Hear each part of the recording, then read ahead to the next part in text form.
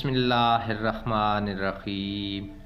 नाज़रीन इकराम, नूरुद्दीन ज़ंगी जिसने तारीख़ में बड़ा नाम पैदा किया। नूरुद्दीन ज़ंगी फरवरी 1118 में पैदा हुआ और 1146 से 1174 तक 28 बरस दमिश्क और शाम की सल्तनत पर हुकूमत की। नाज़रीन, नूरुद्दीन ज़ंगी ने बहुत से कारनामे सर अंजाम दिए। सुल्तान नूरुद्दीन ज़ंगी वो बादशाह हैं जिनको रोज़े रसूल पाक सल्लल्लाहु अलैहि वसल्लम की हिफाजत की सादत नसीब हुई। नबी पाक सल्लल्लाहु अलैहि वसल्लम का जसद अक़दस निकालने की नापाक साजिश का जिक्र आज हम इस वीडियो में करेंगे। नाज़रीन, कौल के मुताबिक मसीहों ने यह साजिश 557 हिजरी में मुरतब की। इस वक्त शाम के बादशाह का नाम सुल्तान नूरुद्दीन ज़ंगी था और इसके मुशीर का नाम जमालुद्दीन अस्फ़हानी था। नाज़रीन, एक रात नमाज तहज्जुद के बाद सुल्तान नूरुद्दीन ज़ंगी ने ख्वाब में देखा कि रसूल करीम सल्लल्लाहु अलैहि वसल्लम दो सुर्खी माइल रंगत के आदमियों की तरफ इशारा करके सुल्तान से कह रहे हैं कि मुझे इनके शर से बचाओ। सुल्तान हड़बड़ा कर उठा, वुज़ू किया, नफल अदा किए और फिर इसकी आंख लग गई। फिर ख्वाब देखते हैं कि ख्वाब देखने के बाद आप यहाँ क्यों बैठे हैं, इसका आप किसी से जिक्र ना करें और फ़ौरन मदीना रवाना हो जाएं।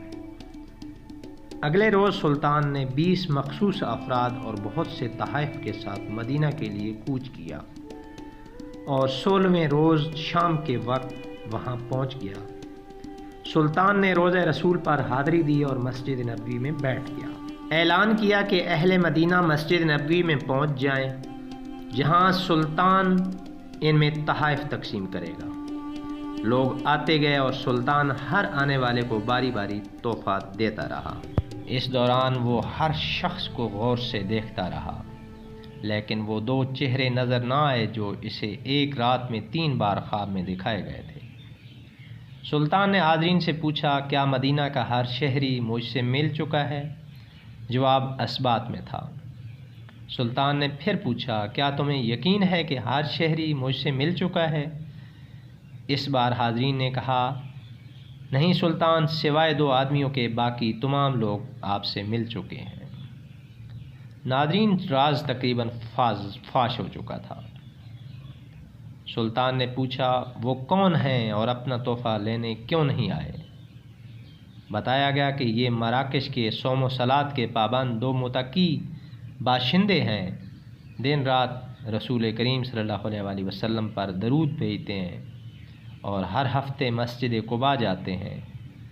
फ़याज़ और मेहमान नवाज हैं, किसी का दिया नहीं लेते। सुल्तान ने कहा सुबहान अल्लाह और हुक्म दिया कि इन दोनों को भी अपने तहाइफ वसूल करने के लिए फ़ौरन बुलाया जाए। जब उन्हें ये खसूसी पैगाम मिला तो उन्होंने कहा, अल्हम्दुलिल्लाह, हमारे पास अल्लाह का दिया सब कुछ है और हमें किसी तोहफ़े तहाइफ या खैर व खैरात की हाजत नहीं।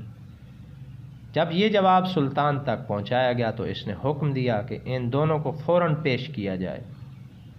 हुक्म की फौरी तामील हुई। एक झलक इनकी शनाख्त के लिए काफ़ी थी। ताहम सुल्तान ने अपना गुस्सा काबू में रखा और पूछा, तुम कौन हो? यहाँ क्यों आए हो? उन्होंने कहा, मराकश के रहने वाले हैं, हज के लिए आए थे और अब रोज़े रसूल के साए में ज़िंदगी गुजारना चाहते हैं। सुल्तान ने सख्ती से कहा, क्या तुमने झूठ बोलने की कसम खा रखी है? अब वो चुप रहे। सुल्तान ने हाज़रीन से पूछा, ये कहाँ रह रहे हैं? बताया गया कि रोज़े नबवी के बिल्कुल नज़दीक एक मकान में, जो मस्जिद नबवी के जनूब मगरिब में दीवार के साथ था। सुल्तान फ़ौरन उठा और उन्हें साथ लेकर इस मकान में दाखिल हो गया। सुल्तान मकान में घूमता फिरता रहा।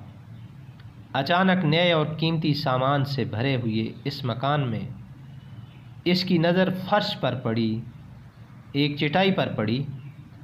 नज़र पड़नी थी कि दोनों मराकशी बाशिंदों की हवाएं उड़ गईं। सुल्तान ने चटाई उठाई اس کے نیچے ایک تازہ کھدی ہوئی سرنگ تھی۔ سلطان نے گرج کر کہا، کیا اب بھی سچ نہ بولو گے؟ ان کے پاس سچ کے سوا کوئی چارہ نہ تھا۔ انہوں نے اعتراف کیا کہ وہ مسیحی ہیں، اور ان کے حکمران نے انہیں بہت سا مال و زر اور ساز و سامان دے کر حاجیوں کے روپ میں مراکش سے اس منصوبے پر حجاز بھیجا تھا کہ وہ کسی نہ کسی طرح رسول کریم صلی اللہ علیہ وسلم کا جسد اقدس روضہ مبارک سے نکال کر لے آئیں۔ ناظرین، اس ناپاک منصوبے کی تکمیل کے لیے انہوں نے حج کا بہانہ کیا اور اس کے بعد روضہ رسول سے نزدیک ترین جو مکان کرائے پر مل سکتا تھا وہ لے کر اپنا مذموم کام شروع کر دیا۔ ہر رات وہ سرنگ کھودتے جس کا رخ روضہ رسول صلی اللہ علیہ وسلم کی طرف تھا، اور ہر صبح کھدی ہوئی مٹی چمڑے کے تھیلوں میں بھر کر جنت البقیع لے جاتے اور اسے قبروں پر بکھیر دیتے۔ ناظرین، انہوں نے بتایا کہ ان کی ناپاک مہم بالکل آخری مراحل میں تھی کہ ایک رات موسلادھار بارش کے ساتھ ایسی گرج چمک ہوئی جیسے زلزلہ آ گیا ہو، اور اب جب کہ ان کا کام پایہ تکمیل کو پہنچنے ہی والا تھا تو سلطان نہ جانے کیسے مدینے پہنچ گئے۔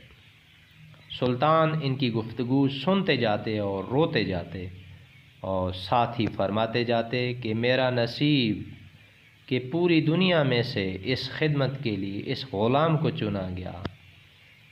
سلطان نور الدین زنگی نے حکم دیا کہ ان دونوں کو قتل کر دیا جائے اور روضہ مبارک کے گرد ایک خندق کھودی جائے اور اسے پگھلے ہوئے سیسے سے پاٹ دیا جائے تاکہ آئندہ کوئی بدبخت ایسی مذموم حرکت کے بارے میں سوچ بھی نہ سکے۔ ناظرین، اگر آپ کو میری یہ ویڈیو اچھی لگی ہو تو اس کو لائک کر دیں اور اپنے دوستوں کے ساتھ شیئر ضرور کریں۔